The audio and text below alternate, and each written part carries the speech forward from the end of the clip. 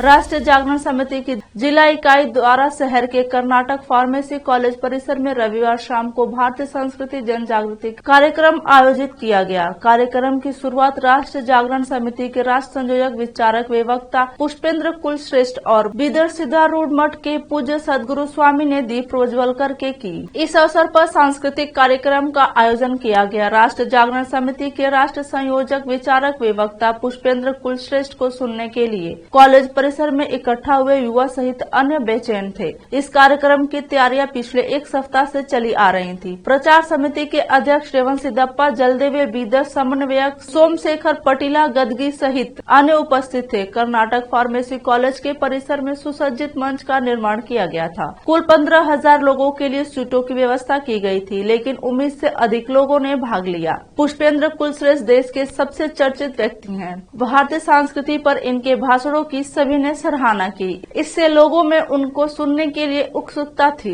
संवाददाता शान अली और कैमरामैन कृष्णा का कवरेज। मैं अपनी बात रखूं उससे पहले बीदर के हजारों लोगों के सामने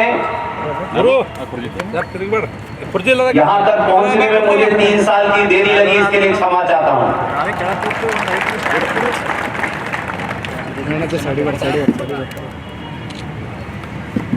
उसमें कई कारण भी थे।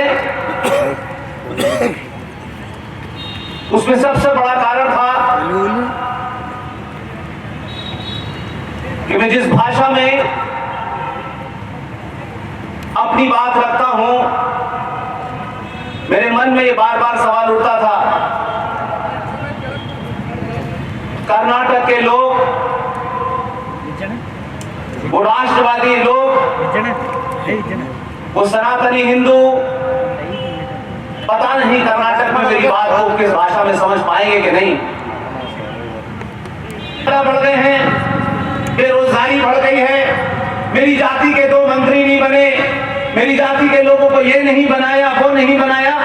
इस दबाव ने भारतीय संसद के अंदर एक ऐसी अभूतपूर्व घटना घटी जिसका जिक्र इसलिए करना चाहता हूं। ये घटनाएं मुझे मालूम है कि सत्ताएं और पार्टियां आप तक नहीं पहुंचाएंगी, क्योंकि उसमें कुछ मर्यादा है, और मर्यादा में रहने से कभी कभी आपके अंदर जो पुरुषार्थ का भाव पैदा होता है वो भी नहीं बताने से उनकी मजबूरी है।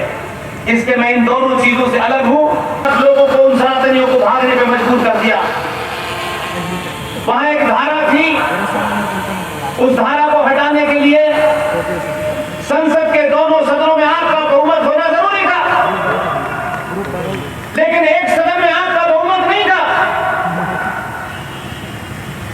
आप यहां से जब इस बात को कनेक्ट करेंगे तो आपको समझ में आएगा कि इस सभा में बैठा हुआ एक व्यक्ति, मेरी मां, बहन, बेटी, कितनी महत्वपूर्ण भूमिका उसने निभाई है, इसका अंदाज आपको लगेगा।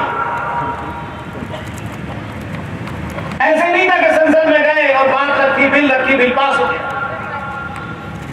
ये पूरे देश में जो ಹಿಂದೂ ಅಂತ ಕರಿತೇವೆ, ಅದು ಯಾವ ಜಾತಿಯವರೇ ಇರಲಿ ಅವರು ಹಿಂದೂಗಳು ಅಂತ ನಮ್ಮಲ್ಲಿ ವ್ಯಾಖ್ಯಾನ.